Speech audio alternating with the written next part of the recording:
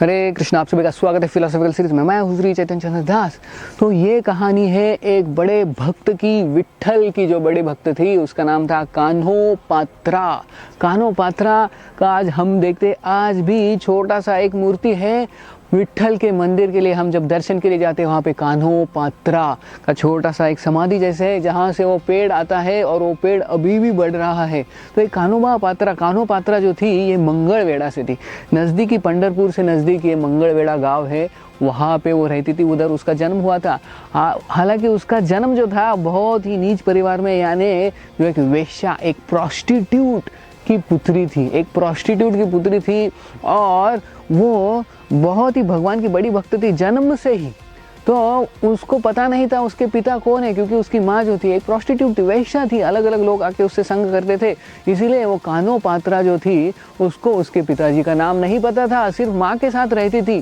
तो जब वो छोटी थी, तो जब बड़ी हो गई थोड़ी सी, तो उसको इतना आकर्षण था विट्ठल के लिए। तो जब भी वो पंढरपुर की वारी जाती थी तो उसको लगता था मैं भी जाऊँ पंढरपुर और भगवान का दर्शन करूँ, इनके साथ कीर्तन करूँ। लेकिन लोग उसको लेते नहीं थे, क्योंकि वो एक वेश्या की बच्ची थी, वेश्या की बेटी थी। उसको मंदिर में भी नहीं जाने देते थे। कौन से मंदिर में जाना है तो उसको एंट्री नहीं थी, क्योंकि उसका जन्म एक वेश्या के घर में हुआ था। तो उसको बहुत बुरा लगता था कि लोग ऐसे मुझ पे ये करते हैं, अत्याचार करते हैं। लेकिन उसको भगवान को देखने की, भगवान की भक्ति करने की बहुत बहुत इच्छा जागृत हो गई।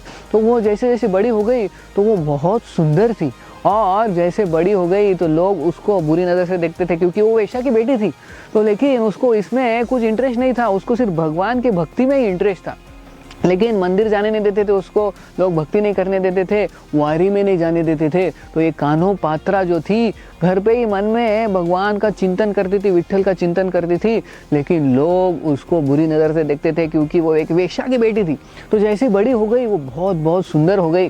तो बाद में जब उधर के राजा को पता चला, बिदर का राजा था वो, बिदर का राजा तो था, उसको पता चला कि ये जो वेश्या की ये बेटी है बहुत सुंदर है और बड़ी हो गई, उसका नाम कान्होपात्रा है। तो राजा ने फरमान भेजा कि उसको लेके आ जाओ मेरे पास।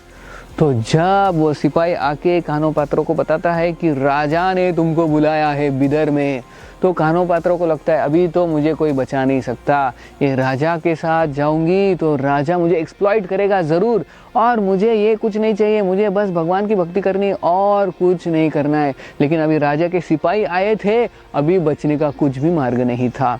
तो ये कान्होपात्रा भगवान को बहुत प्रार्थना करती है और इन सिपाहियों को बोलती है ठीक है मैं आने के लिए तैयार हूँ राजा के पास, सिर्फ मुझे जाते जाते विट्ठल का दर्शन करना है पंढरपुर में।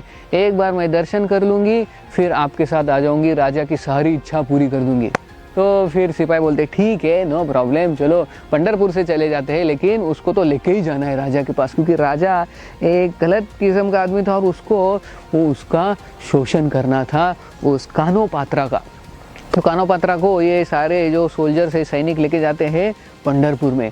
और फिर पंढरपुर में वो जब जाती है, लाइन में रुकती है और वहाँ पे भगवान का दर्शन अभी उसको होने ही वाला है। जैसे आपने पंढरपुर में गए हैं कि बड़ी लाइन रही थी, तो जैसे जैसे नज़दीक नज़दीक जा रही थी वो भगवान को बहुत प्रार्थना कर रही थी कि मुझे बचाओ, मुझे बचाओ, इस राजा से बचाओ, इस दुनिया से बचाओ, मुझे सिर्फ आपकी भक्ति करनी है और कुछ नहीं करना है। लेकिन ये लोग जो है मुझे गलत तरीके से देखते हैं।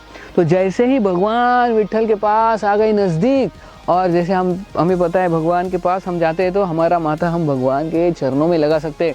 तो उसने अपना सिर जो है भगवान विट्ठल के चरणों में लगाया और इतनी आतुरता से, इतने इंटेंसली प्रार्थना करने लगी कि हे विट्ठल, मुझे इधर ही मुझे समाधि दे दो, इधर ही आप मेरा जो प्राण है ले लो, मुझे इधर ही शरीर छोड़ना है। क्योंकि अगर मैं यहाँ से जाऊँगी तो राजा मेरा शोषण करेगा, मुझे एक्सप्लॉइट करेगा, मुझे कहीं नहीं जाना है, मुझे आपकी भक्ति करनी है, मुझे और किसी चीज़ में इंटरेस्ट नहीं है।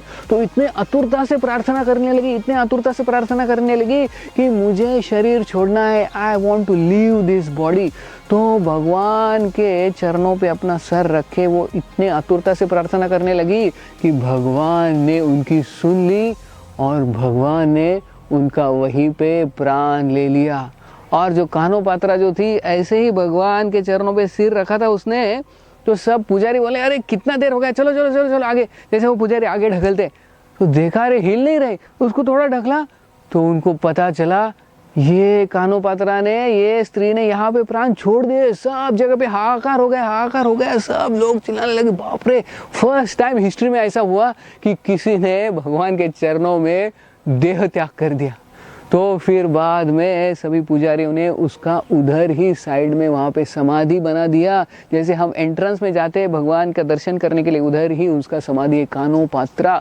तो इतनी बड़ी भगवान की भक्त थी, हालांकि उसके जीवन में कई सारे समस्या थी, कई सारे चैलेंजेस थे, लेकिन उसको आखिर में भगवान प्राप्त हो गए, क्योंकि भगवान के प्रति उनकी जो भक्ति थी उसके वजह से वो भगवान के चरणों में ही देह त्याग करके भगवत धाम चली गई। तो अगर हम में भगवान के प्रति उत्कंठा है, चाहे कुछ भी कंडीशंस हो, कुछ भी चैलेंजेस हो, हम भगवान को जरूर प्राप्त कर सकते हैं। ये हम सीखते हैं इस कहानी से। बहुत बहुत धन्यवाद। हरे कृष्णा।